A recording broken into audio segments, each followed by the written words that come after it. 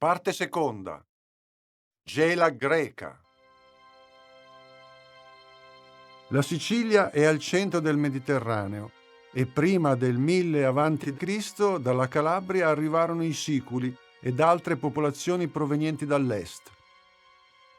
Dalla Tunisia poi giunsero i Cartaginesi.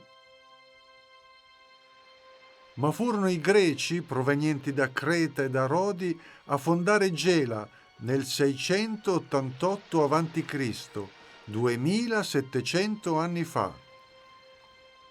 Le navi a quel tempo erano mosse dal vento grazie a grandi vele.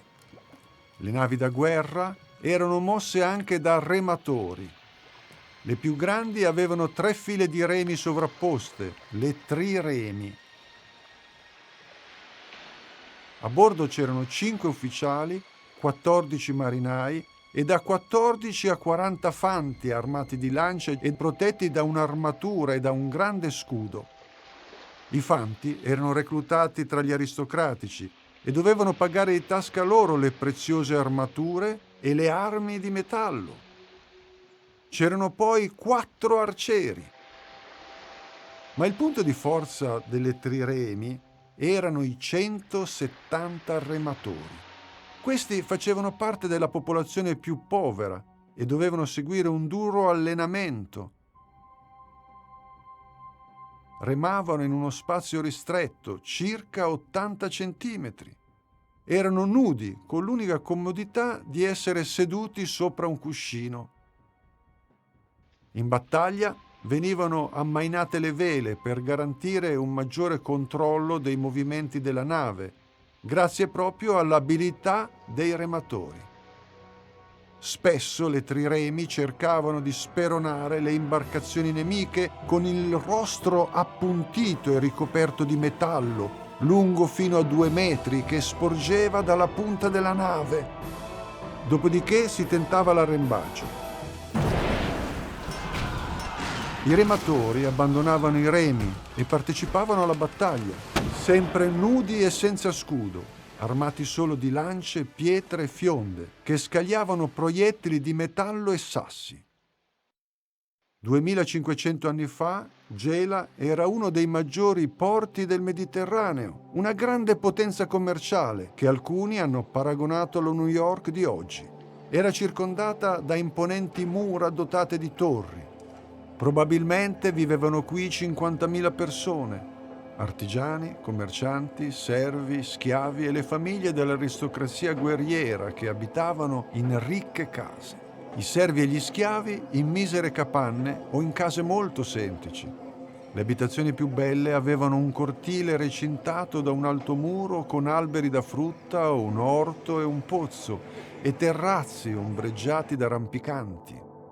A Gela c'erano diversi templi, le terme e un grande teatro all'aperto a forma di anfiteatro. Roma a quei tempi era solo una piccola città-stato e dominava un territorio più piccolo di quello di Gela e la sua ricchezza era molto inferiore.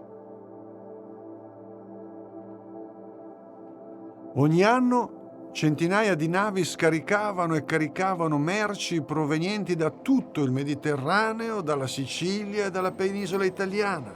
Merci che avevano attraversato l'Europa su zattere, lungo i fiumi e sulle schiene di asini e muli. Allora non c'erano molte strade e non si potevano usare i carri. Erano merci dirette verso i mercati greci e cartaginesi, insieme al grano, alle olive conciate, al vino e al raffinato olio gelese. Ma si commerciavano anche vasi, piatti di bronzo, argenti, gioielli, pellicce, spade e tessuti di lana provenienti dal centro Italia, tinti con colori rari.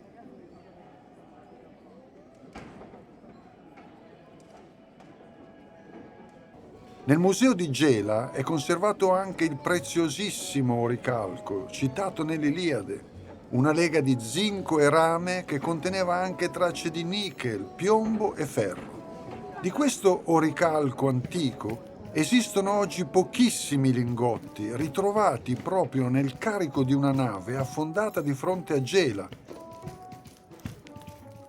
I banchi del mercato erano pieni di ogni sorta di frutta e verdura. Ma 2500 anni fa, molti vegetali che oggi troviamo al supermercato non erano mai arrivati in Italia. Alcuni non esistevano neppure. I carciofi a quei tempi esistevano, ma erano molto piccoli. Arrivarono dal Medio Oriente e furono proprio i contadini siciliani a selezionare quelli sempre più grandi. Ogni anno sceglievano le piante che producevano i carciofi più grossi e ripiantavano quelle. Ci vollero secoli perché si ottenessero carciofi della misura di quelli che possiamo mangiare oggi. Poi questi carciofi giganti, partendo dalla Sicilia, si sparsero in tutto il mondo. Ma nella piana di Gela ci sono ancora contadini che coltivano gli antichi carciofi selvatici, piccoli e buonissimi. A quei tempi le carote non erano arancioni, ma marroni. Anche i piselli erano marroni. Gli asparagi e le fragole erano piccoli, le angurie erano dei cetriolini insipidi e bianchicci, c'erano rape, cavoli, lenticchie, cipolle e aglio in grande quantità. Ma non c'erano pomodori, peperoni, mais, fichi d'India, patate, fagioli, pompelmi, zucche e zucchine che arrivarono dopo la scoperta dell'America. C'erano molte varietà di mele e di prugne. Non c'erano arance e neppure i limoni che furono importati dagli arabi nel Medioevo. Non c'erano banane, c'era l'uva. I fichi c'erano, ma niente albicocche, pesche e ciliegie che arrivarono solo dopo secoli dall'Oriente. E c'erano frutti che non si mangiano quasi più: cornioli, corbezzoli, giuggiole, sorbi, nespoli. Si mangiavano in grande quantità funghi, radici selvatiche e erbe che crescono spontanee. Non perderti le altre puntate. L'età della pietra, la cultura e il teatro, la falange greca.